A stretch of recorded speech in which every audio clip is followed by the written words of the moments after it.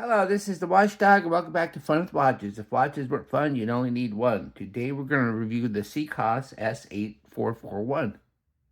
Let's start with the wrist check. I'm wearing this Militato ML06, and Grego's wearing my Addy K7251.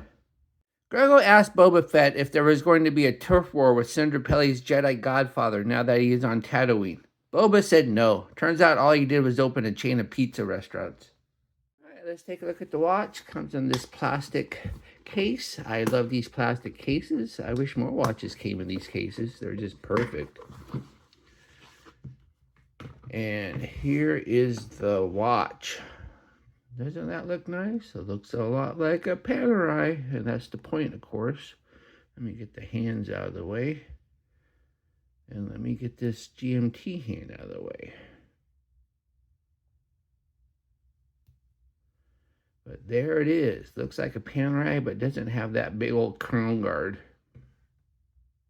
This is the first Seakoss on my channel. When I unboxed this watch, I gave it the wrong reference number as there was some contradiction in the AliExpress ad copy. I called it the 2557, but that is the Seagull movement powering it. This watch is around $70 depending which AliExpress store you buy it from. This is, of course, an homage to a Panerai and one of the few homages that has a small second hand at the 9. This is also a GMT hand, even though the watch dial has no 24-hour markings on the dial or the bezel. One would think that this was an oversight on Seakoss's part, but if you look at the Panerais, it is homaging. I don't see a 24-hour dial either. One thing this is missing is the huge Panerai crown guard, and personally, I'm not missing that at all. This watch comes in 5 different colorways. If you like the black case but not the yellow markers that I chose, you can get blue markers instead.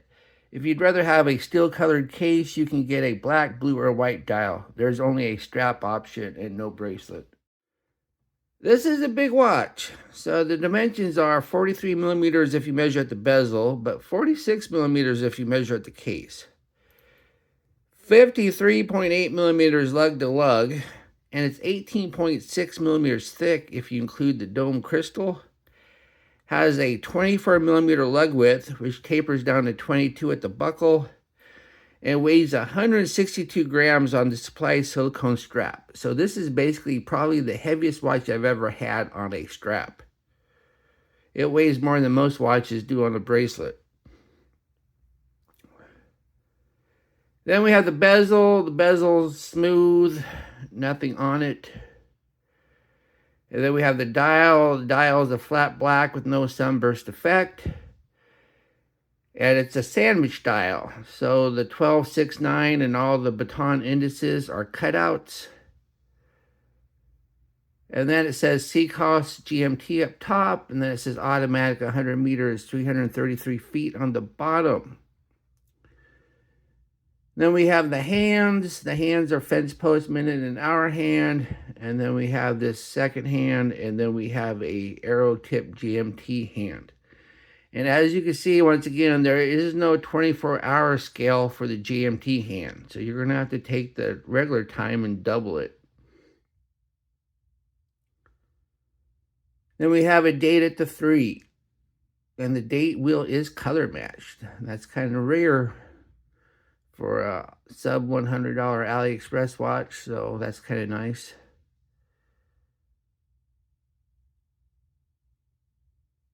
Then we have a unsigned push-pull crown.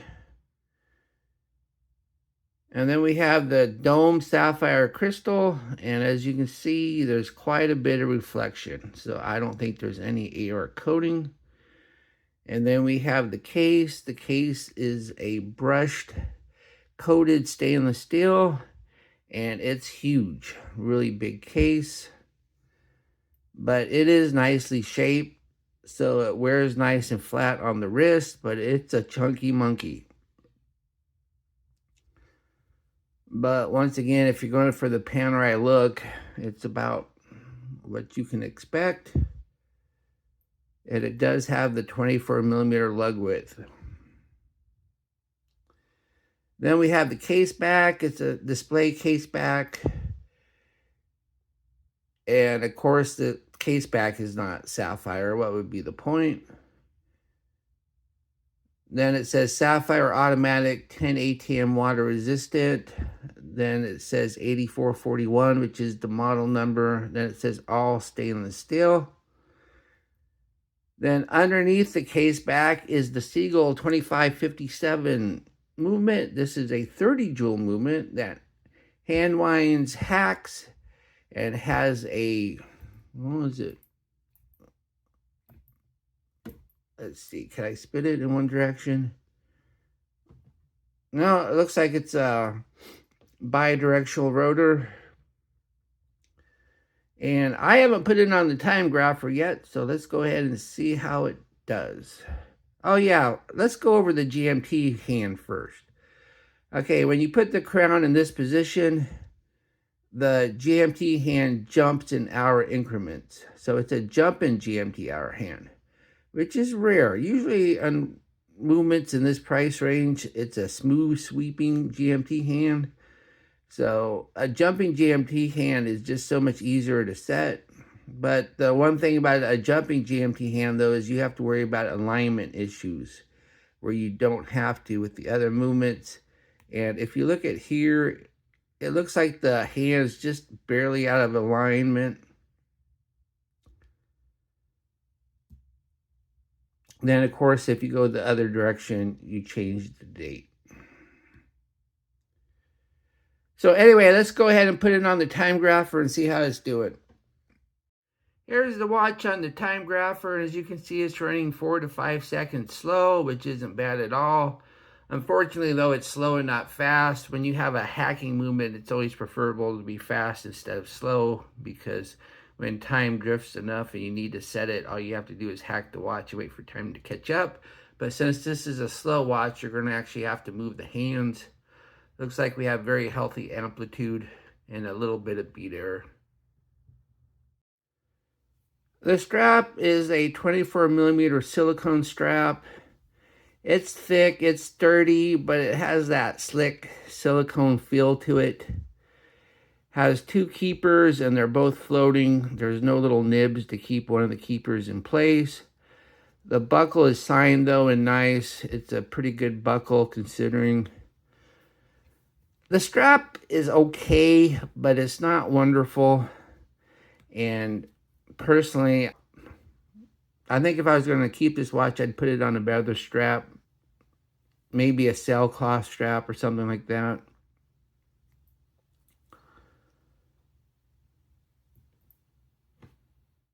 Here's the watch on my 7.5-inch wrist. It's a big watch. It's a chunky thing, but it does wear nice and flat on the wrist. And I have 4 notches in both directions.